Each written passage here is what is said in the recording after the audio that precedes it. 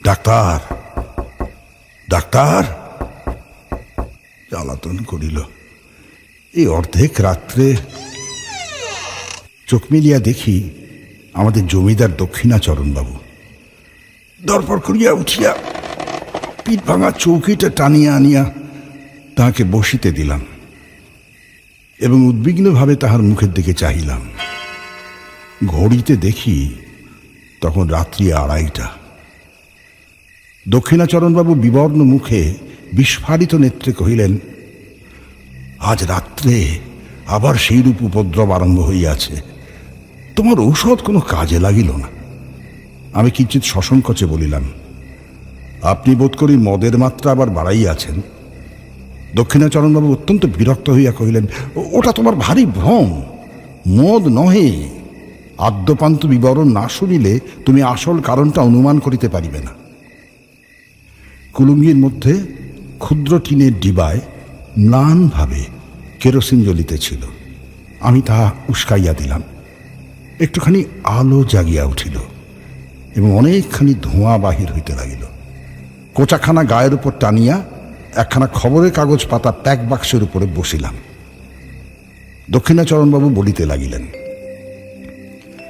আমার প্রথম পক্ষে স্ত্রীর মতো এমন গৃহিণী অতি দুর্লভ ছিল, কিন্তু আমার তখন বয়স বেশি ছিল না, সহজেই রসাধিক্য ছিল।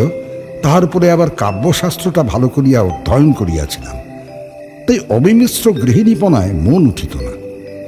কালিদাসের সেই শ্লোকটা প্রায় মনে উদয় হইত, গৃহিণী সচিব সখী মিথা প্রিয় শিষ্যা ললিতে কলাবিধৌ।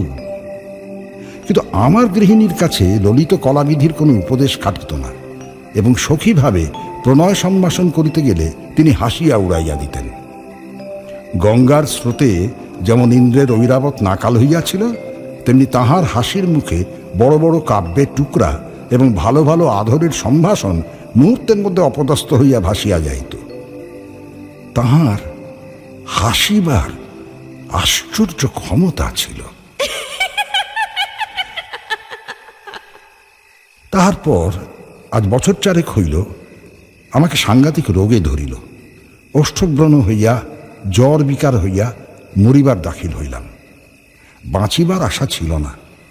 একদিন এমন হইল যে ডাক্তার জবাব দিয়া গেল। এমন সময় আমার এক আত্মীয় কোথা হইতে এক ব্রহ্মচারী আনিয়া উপস্থিত করিল।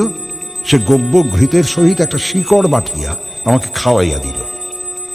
ঔষধের গুণই হোক বা অদৃষ্টক্রমেই হোক, সে যাত্রা বাঁচিয়া গেলাম।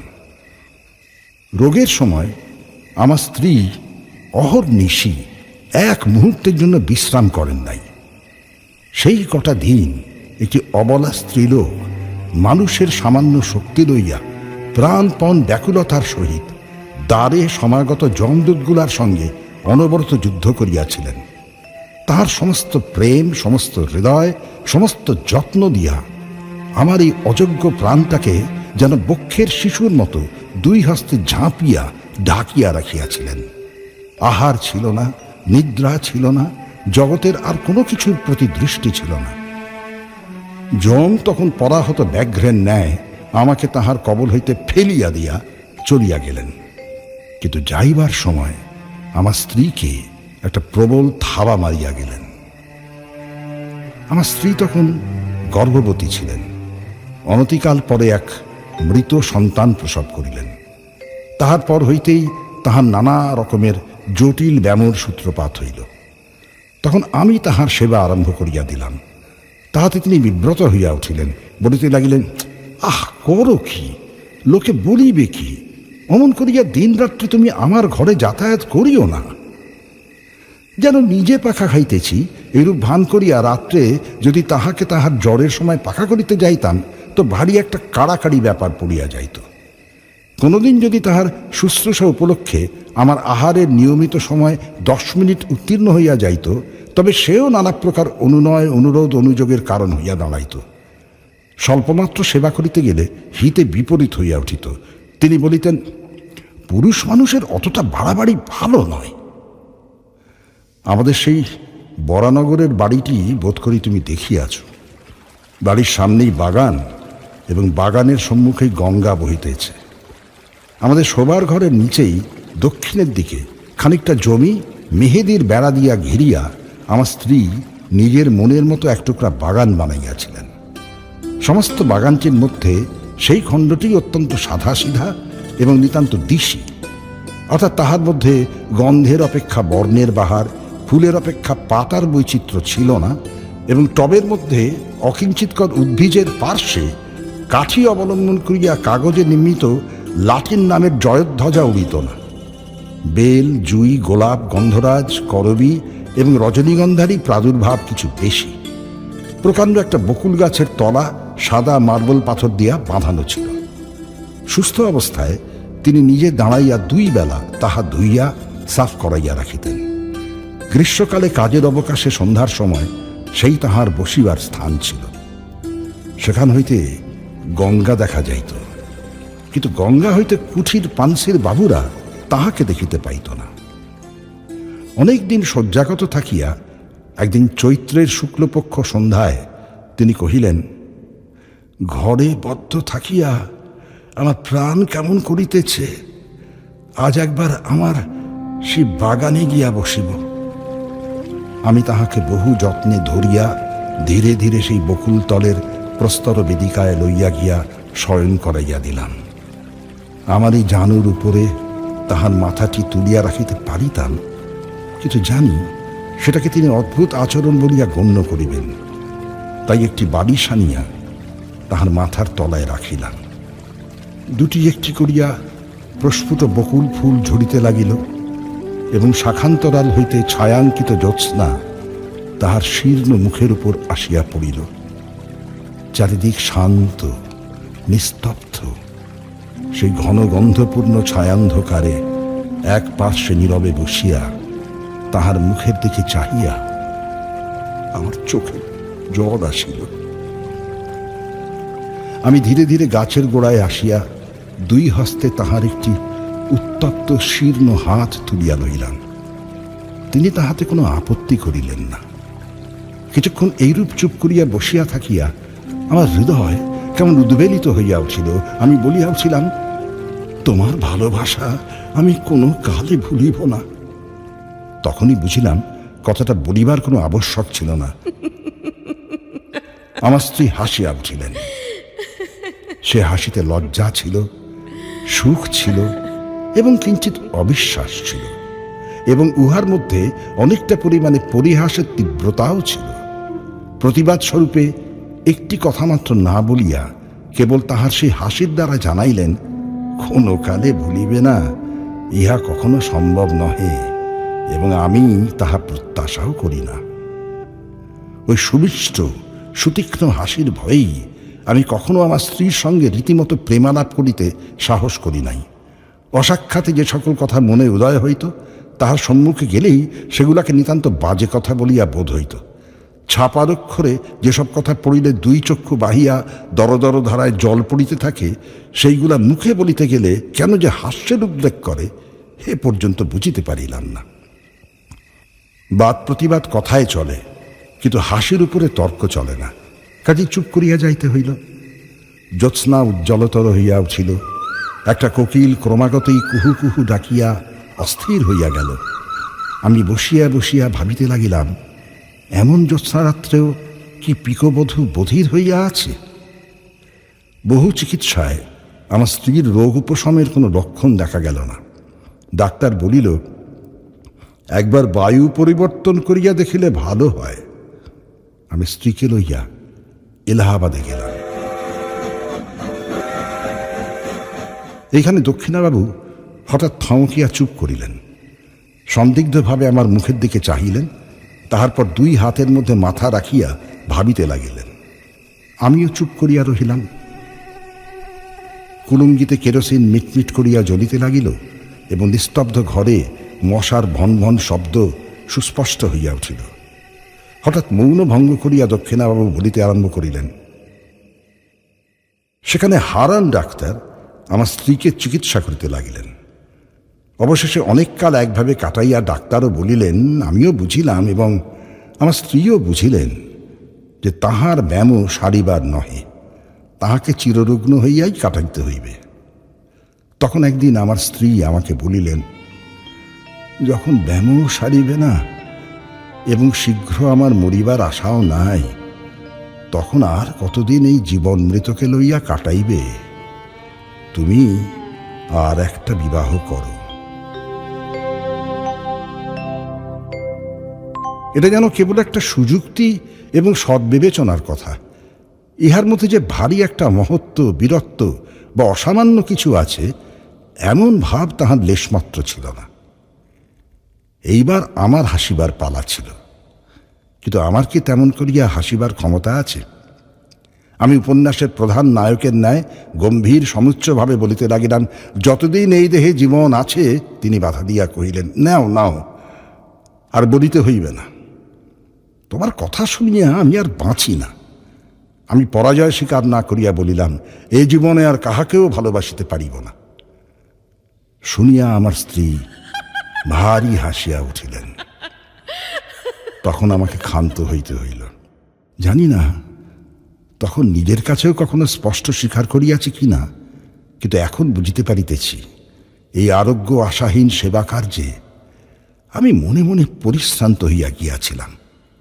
এ কার্যে যে ভঙ্গ দিব এমন কল্পনা আমার মনে ছিল না। অথচ চিরজীবন এই চিররুগ্নকে লইয়া যাপন করিতে হইবে, এ কল্পনাও আমার নিকট পীড়াজনক হইয়াছিল। হায়, প্রথম যৌবনকালে যখন সম্মুখে তাকাইয়াছিলাম, তখন প্রেমের কুহকে, সুখের আশ্বাসে, সৌন্দর্যের মরীচিকায় সমস্ত ভবিষ্যৎ জীবন প্রফুল্ল দেখাইতেছিল। আজ হইতে শেষ পর্যন্ত কেবলই আশাহীন সুদীর্ঘ সতৃষ্ণ মরুভূমি। আমার সেবার মধ্যে সেই আন্তরিক শ্রান্তি নিশ্চয় তিনি দেখিতে পাইয়াছিলেন। তখন জানিতাম না, কিন্তু এখন সন্দেহমাত্র নাই যে তিনি আমাকে যুক্তাক্ষরহীন প্রথম ভাগ শিশু শিক্ষার মতো অতি সহজে বুঝিতেন।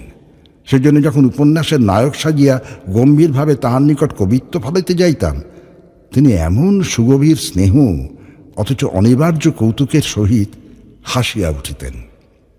আমার নিজের অগোচর অন্তরের কথাও অন্তর্যামীর ন্যায় তিনি সমস্তই জানিতেন। এ কথা মনে করিলে আজও লজ্জায় মরিয়া যাইতে ইচ্ছা করে। হারান ডাক্তার আমাদের স্বজাতীয়। তাহার বাড়িতে আমার প্রায়ই নিমন্ত্রণ থাকিত। কিছুদিন যাতায়াতের পর ডাক্তার তাহার মেয়েটির সঙ্গে আমায় পরিচয় করাইয়া দিলেন। মেয়েটি অবিবাহিত, তার বয়স 15 হইবে। ডাক্তার বলেন, তিনি মনের মতো পাত্র পান নাই বলিয়া বিবাহ দেন নাই। কিন্তু বাহিরের লোকের কাছে গুজব শুনিতাম মেয়েটির কুলের দোষ ছিল, কিন্তু আর কোনো দোষ ছিল না। যেমন স্বরূপ তেমনি সুশিক্ষা। সেজন্য মাঝে মাঝে একদিন তাহার সহিত নানা কথার আলোচনা করিতে করিতে আমার বাড়ি ফিরিতে রাত হইত। আমার স্ত্রীকে ঔষধ খাওয়াইবার সময় উত্তীর্ণ হইয়া যাইত। তিনি জানিতেন আমি হারান ডাক্তারের বাড়ি গিয়াছি, কিন্তু বিলম্বের কারণ একদিনও আমাকে জিজ্ঞাসা করেন নাই। মরুভূমির মধ্যে আরেকবার মরীচিকা দেখিতে লাগিলাম। তৃষ্ণা যখন বুক পর্যন্ত, তখন চোখের সামনে কুল পরিপূর্ণ স্বচ্ছ জল ছলছল ঢলঢল করিতে লাগিল। তখন মনকে প্রাণপণে টানিয়া আর ফিরাইতে পারিলাম না। রোগীর ঘর আমার কাছে দ্বিগুণ নিরানন্দ হইয়া উঠিল। তখন প্রায় শুশ্রূষা করিবার এবং ঔষধ খাওয়াইবার নিয়ম ভঙ্গ হইতে লাগিল। হারান ডাক্তার আমাকে প্রায় মাঝে মাঝে বলিতেন, যাহাদের রোগ আরোগ্য হইবার কোনো সম্ভাবনা নাই, তাহাদের পক্ষে মৃত্যুই ভালো, কারণ বাঁচিয়া তাহাদের নিজেরও সুখ নাই, অন্যেরও অসুখ। কথাটা সাধারণভাবে বলিলে দোষ নাই, তথাপি আমার স্ত্রীকে লক্ষ্য করিয়া এমন প্রসঙ্গ উত্থাপন করা তাহার উচিত হয় নাই। কিন্তু মানুষের জীবন মৃত্যু সম্বন্ধে ডাক্তারদের মন এমন অসাড় যে তাহারা ঠিক আমাদের মনের অবস্থা বুঝিতে পারে না। হঠাৎ একদিন পাশের ঘরেইতে শুনিতে পাইলাম আমার স্ত্রী হারানবাবুকে বলিতেছেন, ডাক্তার, কতকগুলা মিথ্যা ঔষধ গিলাইয়া ডাক্তারখানা দেনা বাড়াইতেছ কেন? আমার প্রাণটাই যখন একটা ব্যামো, তখন এমন একটা ওষুধ দাও যাহাতে শীঘ্রই প্রাণটা যায়। ডাক্তার বলিলেন, ছি, এমন কথা বলিবেন না। কথাটা শুনিয়া হঠাৎ আমার পক্ষে বড় আঘাত লাগিল। ডাক্তার চলিয়া গেলে আমার স্ত্রীর ঘরে গিয়া তাহার শয্যা প্রান্তে বসিলাম, তাহার কপালে ধীরে ধীরে হাত বুলাইয়া দিতে লাগিলাম। তিনি কহিলেন, এ ঘর বড় গরম, তুমি বাহিরে যাও, তোমার বেড়াইতে যাইবার সময় হইয়াছে। খানিকটা না বেড়াইয়া আসিলে আবার রাত্রে তোমার ক্ষুধা হইবে না। বেড়াইতে যাওয়ার অর্থ ডাক্তারের বাড়ি যাওয়া। আমি তাহাকে বুঝাইয়াছিলাম ক্ষুধা সঞ্চারের পক্ষে খানিকটা বেড়াইয়া আসা বিশেষ আবশ্যক। এখন নিশ্চয়ই বলিতে পারি তিনি প্রতিদিনই আমার এই ছলনাটুকু বুঝিতেন। আমি নির্বোধ, মনে করিতাম তিনি নির্বোধ। এই বলিয়া দক্ষিণাচরণবাবু অনেকক্ষণ করতলে মাথা রাখিয়া চুপ করিয়া বসিয়া রহিলেন। অবশেষে কহিলেন, আমাকে এক গ্লাস জল আনিয়া দাও।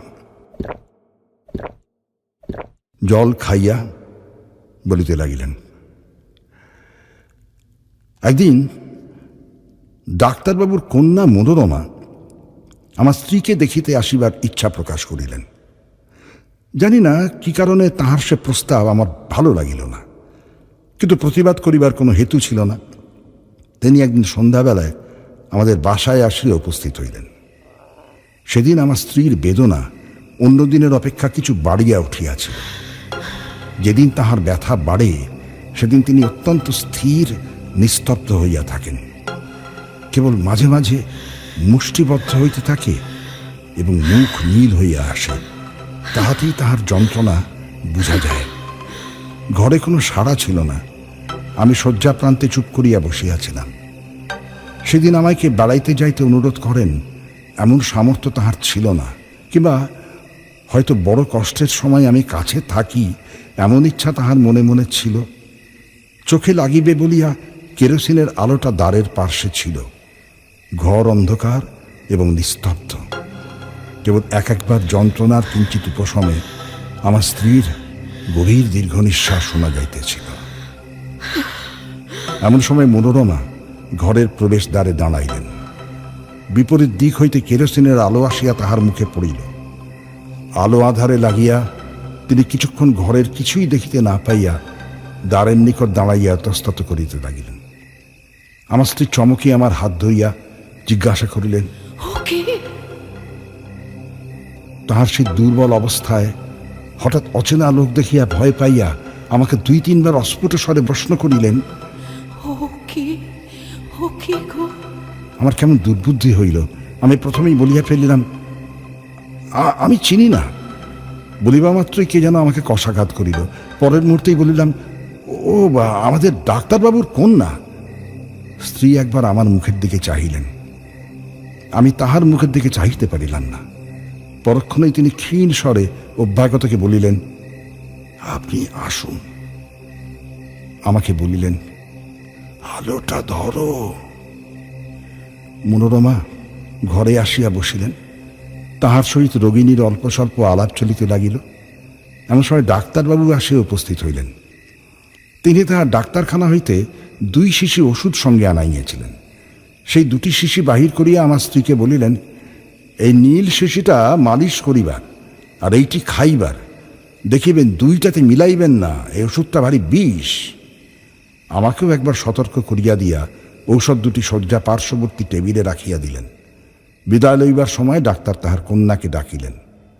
মনোরমা কহিলেন, বাবা, আমি থাকি না কেন? সঙ্গে স্ত্রীলোক কেহ নাই, ইহাকে সেবা করিবে কে? আমার স্ত্রী ব্যস্ত হইয়া উঠিলেন, বলিলেন, না না, আপনি কষ্ট করিবেন না। পুরানো ঝি আছে, সে আমাকে মায়ের মতো যত্ন করে।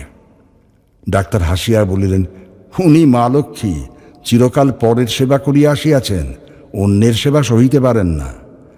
কন্যাকে লইয়া ডাক্তার গমনের উদ্যোগ করিতেছেন। এমন সময় আমার স্ত্রী বলিলেন, ডাক্তারবাবু, ইনি এই বদ্ধ ঘরে অনেকক্ষণ বসিয়া আছেন, ইহাকে একবার বাহিরে বেড়াইয়া লইয়া আসিতে পারেন? ডাক্তারবাবু আমাকে কহিলেন, আসুন না, আপনাকে নদীর ধার হইতে একবার বেড়াইয়া আনি। আমি ঈষৎ আপত্তি দেখাইয়া অনতি বিলম্বে সম্মত হইলাম। ডাক্তারবাবু যাইবার সময় 2 শিশু ঔষধ সম্বন্ধে আবার আমার স্ত্রীকে সতর্ক করিয়া দিলেন। সেদিন ডাক্তারের বাড়িতেই আহার করিলাম। ফিরিয়া আসিতে রাত হইল। আসিয়া দেখি আমার স্ত্রী ছটফট করিতেছেন। অনুতাপে বিদ্ধ হইয়া জিজ্ঞাসা করিলাম, তোমার কি ব্যথা বাড়িয়াছে? তিনি উত্তর করিতে পারিলেন না, নীরবে আমার মুখের দিকে চাহিলেন। তখন তাহার কণ্ঠরোধ হইয়াছে। আমি তৎক্ষণাৎ সেই রাত্রেই ডাক্তারকে ডাকাইয়া আনিলাম। ডাক্তার প্রথমটা আসিয়া অনেকক্ষণ কিছুই বুঝিতে পারিলেন না। অবশেষে জিজ্ঞাসা করিলেন, সে ব্যথাটা কি বাড়িয়া উঠিয়াছে? ঔষধটা একবার মালিশ করিলে হয় না? বলিয়া শিশিটি টেবিল হইতে লইয়া দেখিলেন সেটা খালি। আমার স্ত্রীকে জিজ্ঞাসা করিলেন, আপনি কি ভুল করিয়া এই ঔষধটা খাইয়াছেন? আমার স্ত্রী ঘাড় নাড়িয়া নীরবে জানাইলেন, ডাক্তার তৎক্ষণাৎ গাড়ি করিয়া তাহার বাড়ি হইতে পাম্পানিতে ছুটিলেন। আমি অর্ধমূর্ছিতের ন্যায় আমার স্ত্রীর বিছানার উপর গিয়া পড়িলাম। তখন মাতা তাহার পীড়িত শিশুকে যেমন করিয়া সান্ত্বনা করে, তেমনি করিয়া তিনি আমার মাথা তাহার বক্ষের কাছে টানিয়া লইয়া 2 হস্তের স্পর্শে আমাকে তাহার মনের কথা বুঝাইতে চেষ্টা করিলেন। কেবল তাহার সেই করুণ স্পর্শের দ্বারাই আমাকে বারংবার করিয়া বলিতে লাগিলেন, শোক করিও না, ভালোই হইয়াছে, তুমি সুখী হইবে এবং সে মনে করিয়া আমি সুখে মরিলাম। ডাক্তার যখন ফিরিলেন, তখন জীবনের সঙ্গে সঙ্গে আমার স্ত্রীর সকল যন্ত্রণার অবসান হইয়াছে। দক্ষিণাচরণ আর একবার জল খাইয়া বলিলেন, ওহ, বড় গরম বলিয়া দ্রুত বাহির হইয়া বার কয়েক বারান্দায় পায়চারি করিয়া আসিয়া বসিলেন। বেশ বোঝা গেল তিনি বলিতে চাহেন না, কিন্তু আমি যেন জাদু করিয়া তাহার নিকট হইতে কথা কাড়িয়া লইতেছি। আবার আরম্ভ করিলেন, মনোরমাকে বিবাহ করিয়া দেশে ফিরিলাম। মনোরমা তাহার পিতার সম্মতিক্রমে আমাকে বিবাহ করিল, কিন্তু আমি যখন তাহাকে আদরের কথা বলিতাম, প্রেমালাপ করিয়া তাহার হৃদয় অধিকার করিবার চেষ্টা করিতাম, সে হাসিত না, গম্ভীর হইয়া থাকিত। তাহার মনের কোথায়, কোনখানে কি খটকা লাগিয়া গিয়াছিল আমি কেমন করিয়া বুঝিব? এই সময় আমার মদ খাইবার নেশা অত্যন্ত বাড়িয়া উঠিল। একদিন প্রথম শরতের সন্ধ্যায় মনোরমাকে লইয়া আমাদের বরানগরের বাগানে বেড়াইতেছি। ছমছমে অন্ধকার হইয়া আসিয়াছে, পাখিদের বাসায় ডানা ঝাড়িবার শব্দটুকুও নাই। কেবল বেড়াইবার পথের 2 ধারে ঘন ছায়াবৃত ঝাউ গাছ বাতাসে সশব্দে কাঁপিতেছিল। শ্রান্তি বোধ করিতেই মনোরমা সেই বকুলতলার শুভ্র পাথরের বেদির উপর আসিয়া নিজের 2 বাহুর উপর মাথা রাখিয়া শয়ন করিল। আমিও কাছে আসিয়া বসিলাম। সেখানে অন্ধকার আরো ঘনীভূত। যতটুকু আকাশ দেখা যাইতেছে একেবারে তারায় আচ্ছন্ন। তরুতরের ঝিল্লির ধ্বনি যেন অনন্ত গগনবক্ষচ্যুত নিস্তব্ধতার নিম্ন প্রান্তে একটি শব্দের সরু পাড় বুনিয়া দিতেছে। সেদিনও বৈকালে আমি কিছু মদ খাইয়াছিলাম, মনটা বেশ একটু তরলাবস্থায় ছিল।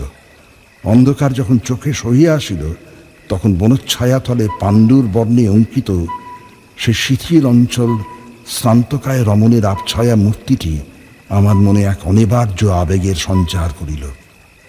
মনে হইল ও যেন একটি ছায়া, ওকে যেন কিছুতেই 2 বাহু দিয়া ধরিতে পারিব না। এমন সময় অন্ধকার ঝাউ গাছের শিখর দেশে যেন আগুন ধরিয়া উঠিল। তারপরে কৃষ্ণপক্ষের জীর্ণ প্রান্ত হলুদ বর্ণ চাঁদ ধীরে ধীরে গাছের মাথার উপরকার আকাশে আরোহণ করিল। সাদা পাথরের উপর সাদা শাড়ি পরা সেই শ্রান্ত শয়ান রমণীর মুখের উপর জ্যোৎস্না আসিয়া পড়িল। আমি আর থাকিতে পারিলাম না। কাছে আসিয়া দুই হাতে তাহার হাতটি তুলিয়া ধরিয়া কহিলাম, মনোরমা, তুমি আমাকে বিশ্বাস করো না, কিন্তু তোমাকে আমি ভালোবাসি, তোমাকে আমি কোনো কালে ভুলিতে পারিব না। কথাটা বলিবা মাত্র চমকিয়া উঠিলাম। মনে পড়িল ঠিক এই কথাটা আর একদিন আর কাহাকেও বলিয়াছি, এবং সেই মুহূর্তেই বকুল গাছের শাখার উপর দিয়া, ঝাউ গাছের মাথার উপর দিয়া, কৃষ্ণপক্ষের পীতবর্ণ ভাঙা চাঁদের নিচে দিয়া, গঙ্গার পূর্ব পার হইতে গঙ্গার সুদূর পশ্চিম পার পর্যন্ত অতি দ্রুত বেগে একটি হাসি বহিয়া গেল।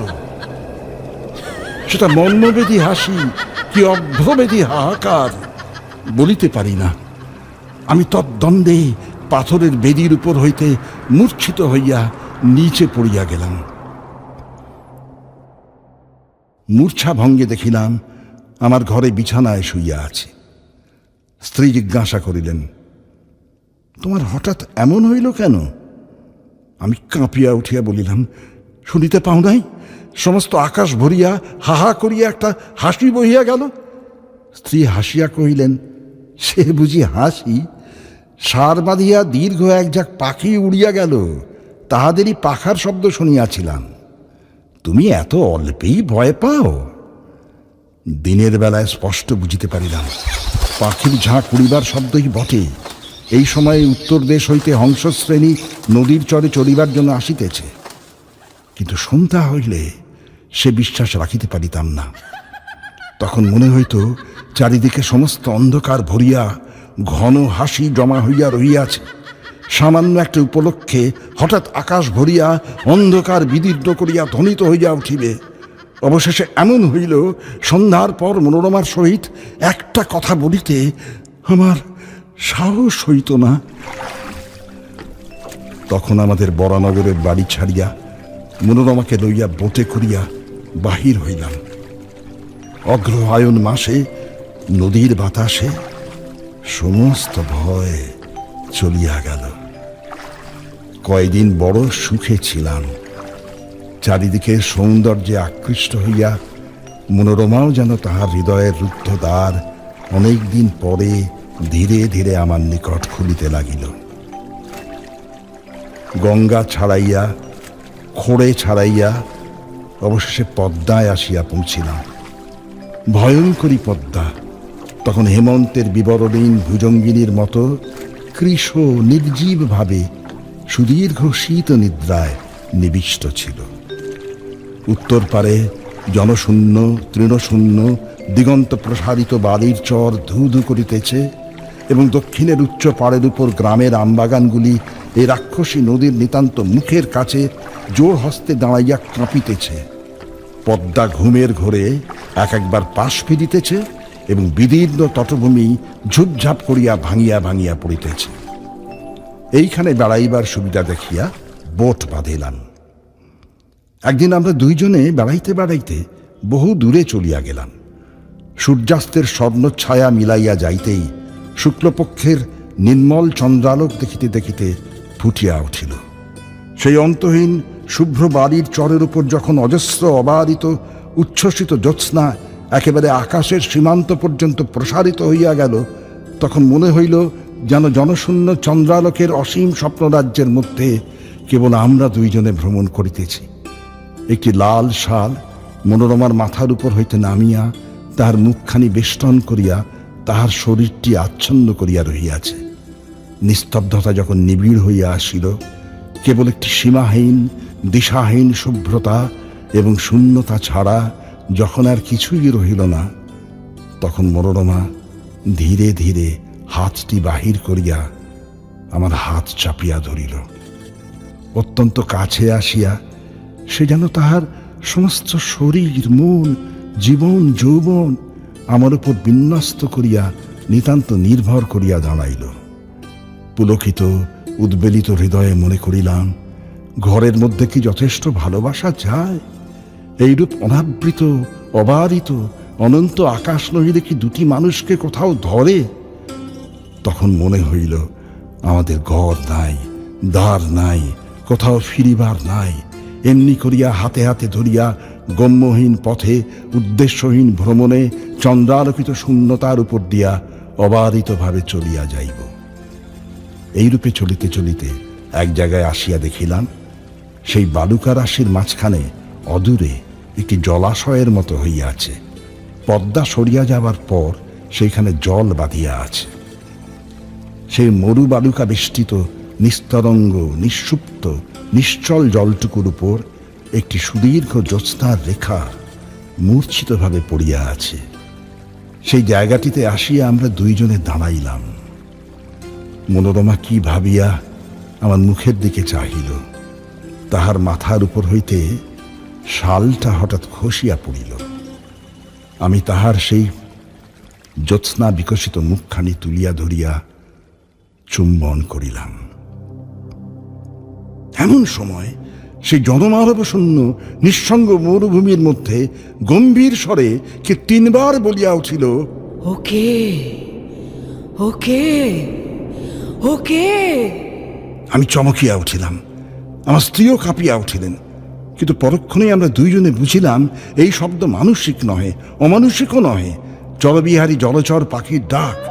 হঠাৎ এত রাত্রে তাহাদের নিরাপদ নিবাসের কাছে লোক সমাগম দেখিয়া চকিত হইয়া উঠিয়াছে। সেই ভয়ের চমক খাইয়া আমরা দুইজনেই তাড়াতাড়ি বোটে ফিরিলাম। রাত্রে বিছানায় আসিয়া শুইলাম। শ্রান্ত শরীরে মনোরমা অবিলম্বে ঘুমাইয়া পড়িল।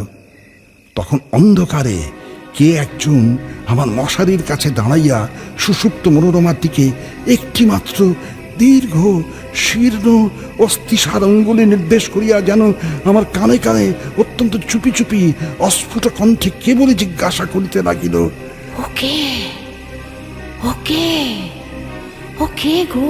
তাড়াতাড়ি উঠিয়া দেশলাই জ্বালাইয়া বাতি ধরাইলাম। সেই মুহূর্তেই ছায়ামূর্তি মিলাইয়া গিয়া আমার মশারি কাঁপাইয়া বোট দুলাইয়া আমার সমস্ত ঘর্মাক্ত শরীরের রক্ত হিম করিয়া দিয়া একটা হাসি অন্ধকার রাত্রির ভিতর দিয়া বহিয়া চলিয়া গেল। পদ্মা পার হইল, পদ্মার চর পার হইল, তার ভিতর দিয়া পরবর্তী সমস্ত সুপ্ত দেশ গ্রাম নগর পার হইয়া গেল, যেন তাহা চিরকাল ধরিয়া দেশ দেশান্তর লোক লোকান্তর পার হইয়া ক্রমশ ক্ষীণতন হইয়া অসীম সুদূরে চলিয়া যাইতেছে। ক্রমে যেন তাহা জন্ম মৃত্যুর দেশ ছাড়াইয়া গেল, ক্রমে তাহা যেন সূচির অগ্রভাগের ন্যায় ক্ষীণতম হইয়া আসিল। এত ক্ষীণ শব্দ কখনো শুনি নাই, কল্পনা করি নাই। আমার মাথার মধ্যে যেন অনন্ত আকাশ রহিয়াছে এবং সেই শব্দ যতই দূরে যাইতেছে কিছুতেই আমার মস্তিষ্কের সীমা ছাড়াইতে পারিতেছে না। অবশেষে যখন একান্ত অসহ্য হইয়া আসিল তখন ভাবিলাম আলো নিভাইয়া না দিলে ঘুমাইতে পারিব না। যেমন আলো নিভাইয়া শুইলাম অমনি আমার মশারির পাশে আমার কানের কাছে অন্ধকারে আবার সেই অবরুদ্ধ স্বর বলিয়া উঠিল, ওকে ওকে ওকে গো। আমার বুকের রক্তের ঠিক সমান তালে ক্রমাগতই ধ্বনিত হইতে লাগিল, ওকে ওকে ওকে গো। সেই গভীর রাত্রে নিস্তব্ধ বোটের মধ্যে আমার গোলাকার ঘড়িটাও সজীব হইয়া উঠিয়া তার ঘণ্টার কাঁটা মনোরমার দিকে প্রসারিত করিয়া সেলফের উপর হইতে তালে তালে বলিতে লাগিল, ওকে ওকে ওকে গো। বলিতে বলিতে দক্ষিণাবাবু পাংশুবর্ণ হইয়া আসিলেন, তাহার কণ্ঠরুদ্ধ হইয়া আসিল। আমি তাকে স্পর্শ করিয়া কহিলাম, একটু জল খান। এমন সময় হঠাৎ আমার কেরোসিনের শিখাটা দপদপ করিতে করিতে নিভিয়া গেল। হঠাৎ দেখিতে পাইলাম বাহিরে আলো হইয়াছে। কাক ডাকিয়া উঠিল, দোয়েল শীষ দিতে লাগিল। আমার বাড়ির সম্মুখবর্তী পথে একটি মহিষের গাড়ির ক্যাঁচ ক্যাঁচ শব্দ জাগিয়া উঠিল। তখন দক্ষিণাবাবুর মুখের ভাব একেবারে বদল হইয়া গেল। ভয়ের কিছুমাত্র চিহ্ন রহিল না। রাত্রির কুহকে কাল্পনিক শঙ্কার মত্ততায় আমার কাছে যে এত কথা বলিয়া ফেলিয়াছেন সেজন্য যেন অত্যন্ত লজ্জিত এবং আমার উপর আন্তরিক ক্রুদ্ধ হইয়া উঠিলেন। শিষ্য সম্ভাষণ না করিয়া অকস্মাৎ উঠিয়া দ্রুত বেগে চলিয়া গেলে। সেই দিনই অর্ধরাত্রে আবার আমার দ্বারে ঘা পড়িল। Doctor, doctor, doctor